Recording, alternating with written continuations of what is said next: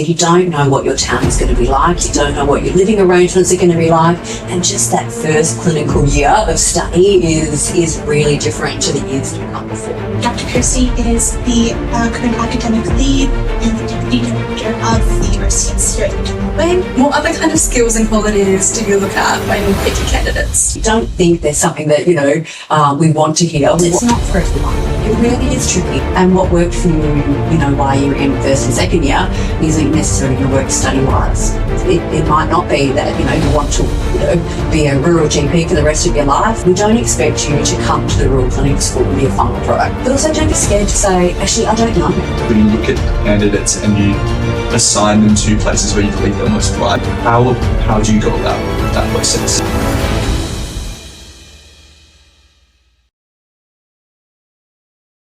Welcome to Reflex, where we explore the world of medicine across Western Australia, from study to clinical practice and everything in between. We're your hosts, Sean, Nitya, and Laney.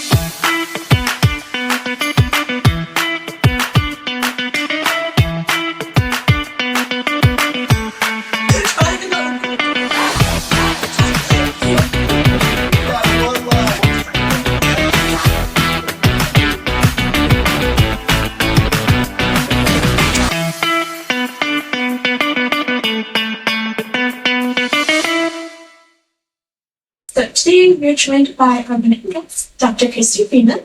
So Dr. Kristy is the current academic lead and the deputy director of the RCS here at UWA. So that is the Rural Clinical School. So having over 20 years of experience in healthcare education and simulation research, Dr. Kristy has become a pioneer in her field, advancing rural education in WA. So once again, thank you so much for coming. It's wonderful to be here with you. Kristy, what does a typical day-to-day in RCS? It's a trick question because there is not a typical day.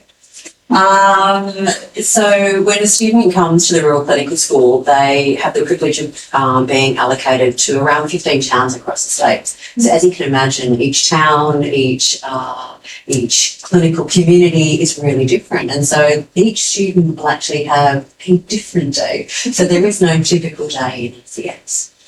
But what I suppose it looks like is being most of our students' first clinical year, it is that opportunity to really be embedded in the clinical environment. So I suppose what does a week look like might be better than what does a day look like. And so our students probably spend around 3/4 of their week in the clinical environment and probably 1/4 of the week in more of the traditional educational activities, whether that be face-to-face students that some of the staff in town might be running. Or the odd whole of school video conference that we might have where they get together in a virtual environment to learn with their peers. And don't forget there's a little bit of time set aside where students can focus on some of the other activities that they might have to do as part of their medical school training when they're doing a research project or scholarly activity, for example. So that's sort of roughly what a week might look like. But I think, what I want to highlight is there is no typical day because it really is so different for each student. Okay. So would you say that during the week, what would be some unexpected highlights or unexpected challenges that students may come across? I suppose the biggest challenge for students, and it's probably any student that enters their first clinical year, but particularly when you're entering RCS, because initially you're having to embed yourself in a new community that's all new. So you're arriving into a town, you're not familiar with where you can do your local grocery shopping, what takeout is available, if any. So it's a combination of actually trying to balance both your academic life and your personal life. And so then it's getting into the group, how to get around, and who are those students that are with. So each town will have a different number of students, some of which you may know from your previous year at university, but there might be students from other universities, because obviously we take students from other medical schools in Australia. So I think the biggest challenge is actually being open to flex and what your normal day at home would have been before you joined RCS, and just being open to going as well a little bit about having different ways of learning is probably the biggest challenge for any student that's entering that first one. So as you've sort of gone through the years and gotten to see students work their way through RCS, what are some of the most profound moments sort of moments that stick with you? Yeah, I've been with the Royal Clinical School for about 3.5 years now, and prior to that, I also had some time working within the WA Country Health System, so I had the privilege of being involved with students from a different perspective then. And I think what I see, the thing that profoundly I recognise the most is the growth in passion. It can be really tricky sometimes when you get sort of halfway through your university training to lose a little bit of direction or feel a little bit burnt out. But I think what I see from the students who, as they're getting towards the sort of the end of their RCS year, it's really sparked that passion again, reminded them why they wanted to enter medicine in the first place. Because they've been embedded in a community where they have seen all aspects of the healthcare continuum that they've been involved in. So whether it be from a primary care perspective through to other aspects of inpatient care, it's really reminding students as to why they enter this in the first place. And I think being embedded in a community, working really closely with the small clinical teams in that rural environment gives a different insight. So yeah, I think that's what warms my heart the most is the passion. So you've mentioned that you've noticed that RCS is being able to rekindle people's passion and their love for medicine in particular through having a change in setting. But beyond the personal growth, what sort of academic growth do you see within your students that go rurally versus those that might remain in the metropolitan areas? Yeah, look, I think wherever a student does their clinical training, whether it be in a metropolitan environment or whether in a rural environment, they're going to have everything they need to graduate as a medical student and enter our workforce. But I think for those students that are thinking, where will I end up career-wise, by embedding themselves in a longitudinal program, which we have in the RCS, is they really get to see the diversity of how care is delivered and that generalist aspect of care, which sometimes you don't see in the metropolitan area because you stay within those discipline streams. Where you can imagine you go out rurally and you might be embedded in a rural general practice. And the amount of things that you see come through the door, and you start to understand that the scope of that GP is so broad. And so I think it's reminding people that in that rural environment, the skill of rural generalism is so important when you're looking at small rural teams and limited resources in some of our rural environments. That ability to have so many skills in your medical belt as a professional means that you can help such a broad range of patients. So I think the rural generalism and understanding the breadth and being able to practice the breadth of medicine through environments, I think is what students really get out of an RCS experience. I think you make a really good point about the diversity of cases that you see and that come to you. And my sister, who's in Broome currently, she actually, when I was calling her yesterday, she was telling me about how amazed she was by the GP anaesthetists, the ones that in the hospital, they're in charge of so many different disciplines, and it all comes under that one umbrella that you're saying as being a generalist. How would you say that as a student, your experiences in seeing these diverse cases impact, I guess, your future outcomes as a doctor? Like, what skills do they kind of build in you as a clinician? So I think, obviously in the Royal Clinical School, where the purpose of rural clinical schools around Australia, and particularly in Western Australia, is we're trying to really have a pathway for our rural health workforce. We want you to come and have an incredible experience and see the passion and the breadth of the clinical care so that you stay working there once you graduate. I mean, when you have the privilege of working with patients and their families and communities, it's that ability to pivot and look at the whole person. And so I think what I see out of students that have been through the Royal Clinical School, and I have the privilege of working alongside them as clinicians, it means that they've got that ability to pivot and look at the whole person. So whilst they might be interested in obstetrics and gynecology, their breadth that they've been exposed to in the Royal Clinical School environment, in that rural generalism, means that they really can have that whole person lens, which sometimes we can forget when we're so discipline focused. But I think it is that ability to pivot and flex and understand the different contexts in which our patients are located in a rural environment. Whether we have to leave town to get care, a lot of those concerns can be really big implications of getting privilege work alongside.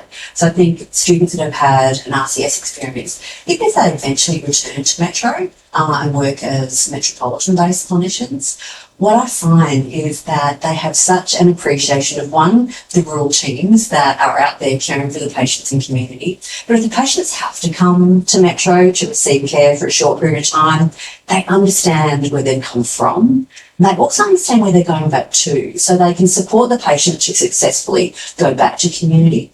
But they can also make sure how much they communicate with the clinicians that are going to continue that care. That, I think, to me is another success of having a longitudinal rural experience, is you just understand, where people are coming from and where they're going back to, and how we can appropriately support them as clinicians. Thank you, Kirsty. On the topic of that holistic healthcare approach and being involved in your community, more so on the more leisurely side of RCS, how would you suggest that an oncoming RCS student gets involved in their community? It is such a big component of joining the rural clinic for school, and we spend so much time in our orientation the first few weeks that we have in the rural clinic for school. We give students time to actually get to know the community, and it depends on the student, depends on their interests they have. And I suppose one of the things that we really like to focus on is balancing their academic life and making sure they dedicate time out their personal life. So whether they be interested in playing the piano, whether it happens to be pottery, or they're really into the sports, there is always something in those rural environments that we encourage our students to get involved in, so that they can have some downtime to give both their brain and their body a little bit of time to just, relax, get out of the, the academic or the clinical environment, and really make sure that they balance their lives. And I think one of the things that I've really seen since I've been with RCS over the last 3.5 years is that is not just your success as a student in the program, but it's success as a future clinician. I think we really want to be cognizant of burnout within the health professions, and highlight and remind people from the word go that as you enter a future healthcare career, you have to balance personal life. And so we start to role model that as students in rural clinics. And as I said, it will vary. We have a lot of students that, will join local sporting teams. Some aren't as sporty as themselves, so might volunteer to be the first aider on that medical team on the weekend. We have students that tutor at high school, and it also gives them a little bit of extra pocket money because, we're cognizant you still need to have a bit of income coming in when you're a student. So it really does vary depending on what the students want to do. And because our staff are embedded in town, they can help students identify, communities to get involved in depending on what their passion and their interest is. Well, it sounds like the RCS program really does support individual interests beyond medicine. Yeah. And I guess just on that topic as well, you did mention burnout and the support that the school does have for their students. I think a very common idea about RCS is that it can be quite a big challenge, such a big leap going from the comfort of a metropolitan area to an unfamiliar place. What supports are in place for students that are going on RCS for the following year? So I think remember any student that is entering their first clinical year, it's a bit of a change for anyone, no matter where you are across the state. But you're right, students that come to RCS have got some additional things they need to juggle along with that transition to a clinical learning environment. It's the fact that you're leaving your hometown, you're leaving who you normally live with. And so you're going to just an environment that is new housing, new roommates, all that sort of thing. So we're really conscious that our students are fortunate they have lots of supports. So not only do they have their home university, so students through BWA have an incredible, robust wellbeing support network within the medical school-based metropolitan, but we have a really intricate network of wellbeing supports across the state. So it doesn't matter where you are, we've got support that you can access both in town. So each of our students is allocated a mentor that that, we, as much as we allocate them, might not be someone they gel with. So we often find and help students find someone within their community that they might have a better relationship with, that they can just organically feel like they can chat to. I was chatting with some students at a site just this week, and they've really found that they've developed a really nice relationship with some of the registrars in town. And so, they're providing some guidance and support in different aspects of what it's like to be and work and study in rural. So as much as we have some sort of ad hoc outside stuff, we all have some really formal processes as well. So we have staff that are identified that students can tap into to provide 24-hour support if needed. Because it's always after hours, isn't it? Outside on weekends, after hours, that we all need someone to tap into. So we make sure our students are well aware of the resources available, whether it be within the RCS, whether it be within their home university, or whether it just be generally within the community in which they're. So you mentioned there's academic support available and mental health support available. Another common concern that we hear among students is related to financial aspects of RCS. So how would you recommend that students financially support themselves, and what financial support is available to students on RCS?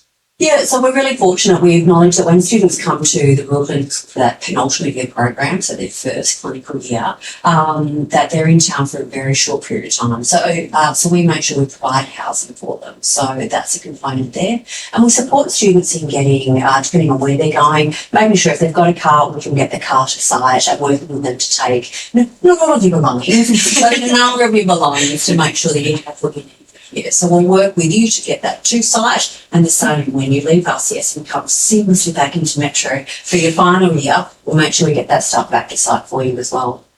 But that's when I talked about, what does a typical day look like? That there isn't one, it's about that week. We're cognizant that students might need to have part-time jobs. And so we can work with our staff at sites who live and breathe and probably been in that town for the last 20 years to help them identify if they need to get some part-time jobs. But also make sure that we can balance that part-time employment that they may need to do just to pay for the general cost of living that all students have, and around your rostering and things like that. So balancing both your study time, your clinical demands, but also, any part-time work and just downtime.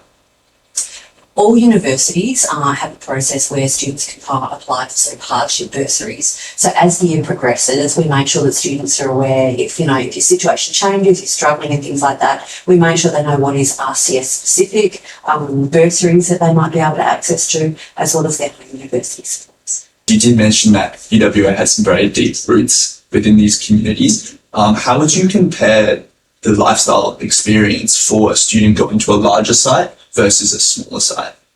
Yes, as I mentioned, we've got about 15 towns across Western Australia, from Kununurra in the north all the way down to Esperance in the south. And so when students are thinking where they might want to be located, they quite vary. So how do we, there's not even just small and large. Sometimes there's a couple of medium sites in between. But it's based on the number of students that we can accommodate in town. So when we think about that rural community that we're going to embed in, we need to make sure that the healthcare system can actually provide you what you need to achieve in terms of achieving your academic outcomes, but also that we're not adversely burdening that clinical environment with students. So you've got to reach that right balance of students, also so that the learning for the students is powerful enough. And so, if a student is thinking as to where they might like to go, they've got to think about where they might learn best. I'm the sort of person that likes working in small groups, and so maybe a group of 3 or 4 other students, that works well for you. It's more intimate, you have a small number of staff that you're having to work with, and so the relationships are different. In some of our larger sites, where we might have anywhere from sort of 12 to 14 students from a variety of different medical schools, you can see that the learning is going to be slightly different. There's some students around, you might enjoy the energy of that, but you also might be a bit overwhelmed by it. So that's how students sort of pick and choose which sort of size might suit not just their learning style, but also just their personality. And so as much as we ask students to think about when they're applying whether they might suit that sort of size site, there's obviously regional difference in terms of the environment. So how far away you want to be from the metropolitan area. Does that answer your question? Perfect. Good. Easy. I just want to add on to kind of Sean's question as well. You said how students get told or kind of advised on how to pick their preferences. How much do you guys favour those preferences in terms of picking applicants? Yeah, so when you put in your application, we really want you to be as honest as possible. We don't think you know what we want to hear. Be as honest as possible. So the first thing we do is work out whether a student is suitable for the school. That is separate to where you might end up getting our place. So first it is, is this person going to thrive in a rural clinical school environment?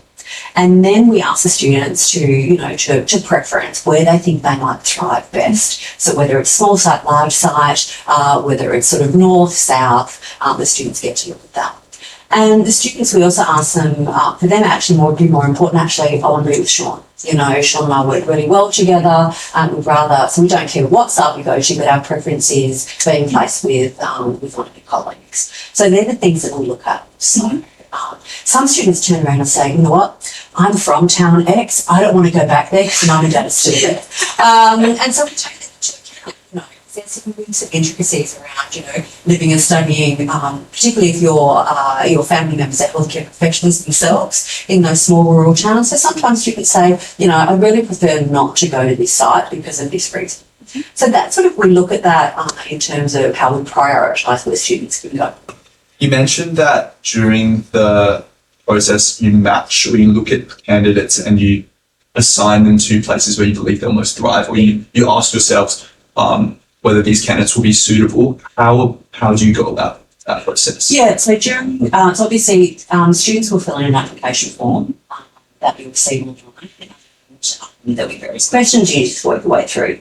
Then students then are interviewed by a panel of three. And those are three RCS staff, but you also might have academics and staff from the other medical schools, because obviously we're what we call a tripartite agreement.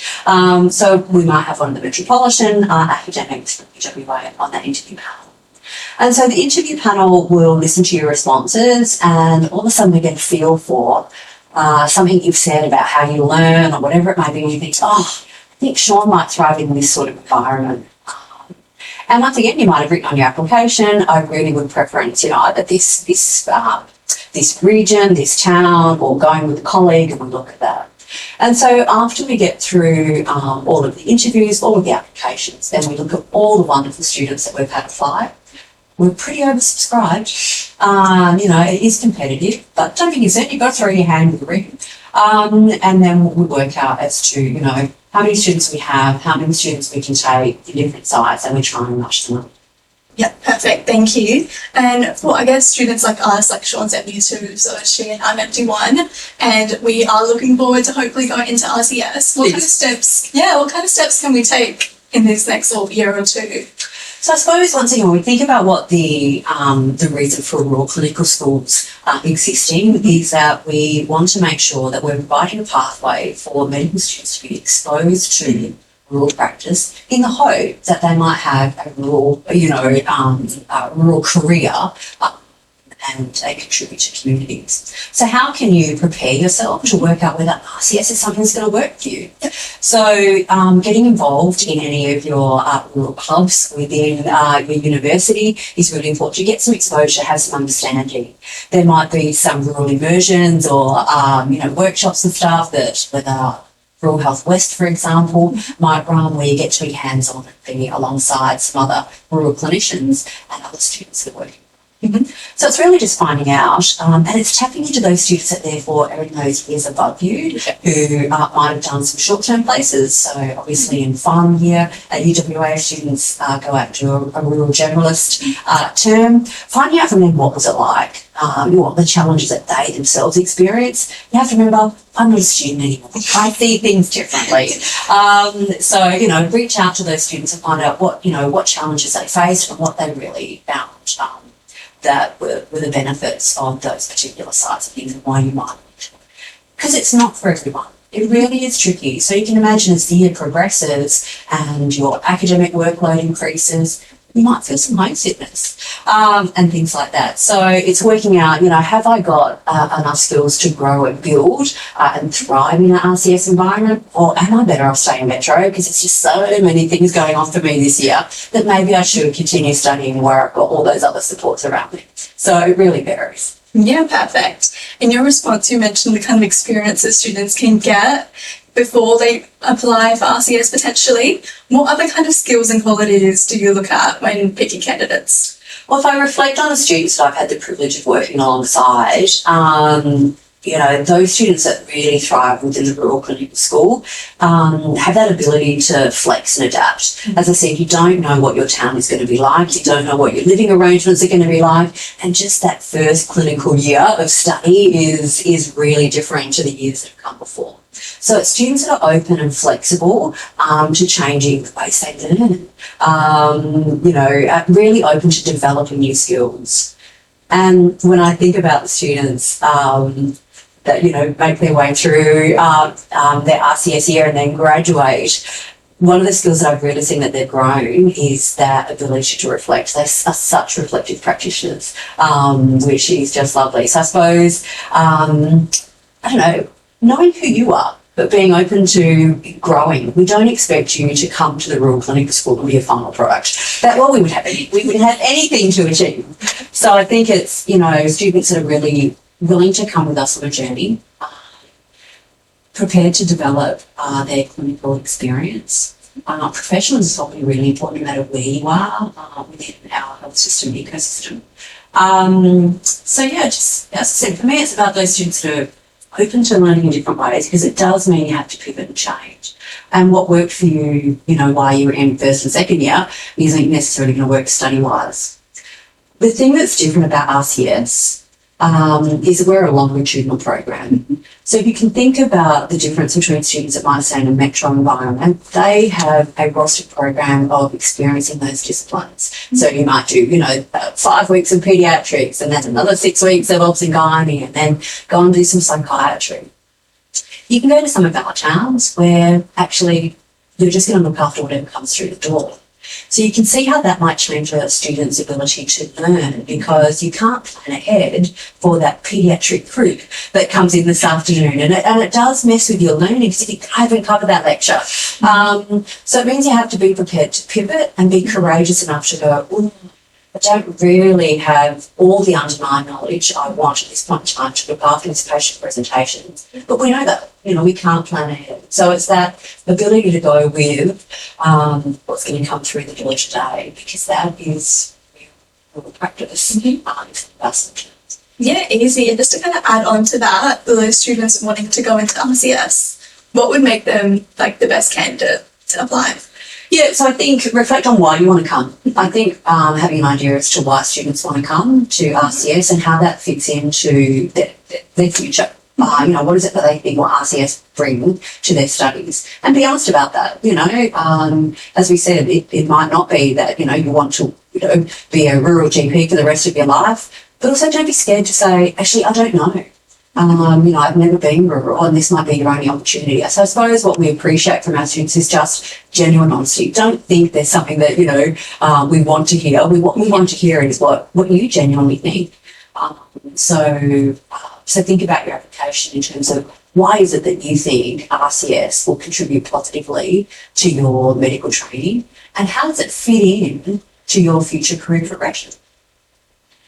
I know you mentioned how competitive it is to get into RCS and how in demand that rural experience is, and that clearly shows how valuable it must be for you. What would you say to those students who don't get in? What other opportunities are available for them to still be involved, rurally, still connect with the wider, rural Western Australian community? What would you say to them? It's such an important question because, as you say, we are such a large ecosystem in Western Australia, and so the opportunities to work rural in all of our health professions is really great, but the opportunity to be exposed to it in your undergraduate training or your medical training can be tricky. So we can't take all students, it's as simple as that. Most students will have the opportunity to have a rural rotation in final year through the RGPP program. And so the other thing is stay connected. So we have a team that specifically looks at the workforce trajectory. So whilst you might not have the opportunity to do a rural clinic or longitudinal year, stay connected with the rural clinic school. Come to our events and things like that, because we can then help these students be aware of the internship opportunities that are available. So we support our students. Just because you don't come to us doesn't mean we're not there to help you in your future career pathway to become a rural doctor if that's what you want. Perfect, that's really helpful, thank you. And final question from me, in terms of a timeline, when and where can students apply? All right, so we're actually about to have an information night. So all students will receive an email from the university, and we'll make sure it's circulated through the WOMS network. So we're going to have an information night first, and that's in the first week of June. I really encourage all students that are interested to register for that event. And if something happens, you can't come to that event, we record it. So it means even if you've registered, you can go back and watch the recording. So that information night is where you can hear from the head of division, Dr. Andrew Kirk, who will tell you about the Royal Clinical School in general, who we are, what we are, and a more formal, insight in terms of some of the stuff that we've discussed today. It then will outline the application process. So we'll know by then the different dates as to when applications close, when you hear what then the process is to accept your offer. Because remembering that things change. From the moment you get your application in, something might change throughout the next months, and actually you decided that once again going to rural might not suit where you are at that point in time, and you want to stay metro. It's absolutely fine. So you can, withdraw your application, accept at any time. That's fine. But that information night is the first thing to come to, and we'll outline the dates. And once again, encourage students to just, liaise with their WOMS reps because they will share all that information with you. Perfect, thank you. And Kristy, now that we've got a bunch of really interested and keen students, what advice would you like to give us? So as I said, I think if you're interested in going to RCS, the first thing I would do is have a chat to one of the students that are being and so it might be a current student that is in the RCS program in third year, it could be in final year, or maybe they've graduated but they did RCS at some point in time. Reach out to them, get a little bit of understanding as to where they went and what their experience was like.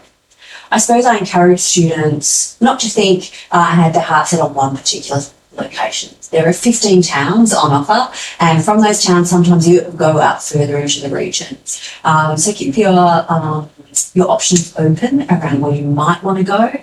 And if you've got any questions, don't hesitate to come to the information line, and you can email any specific questions that you have. Because some students have specific requirements. We take students that, students come to us with family, we've had students come to us with horses, can I bring my dog? There are all sorts of things that students have. A lot of those questions will be answered in the information night.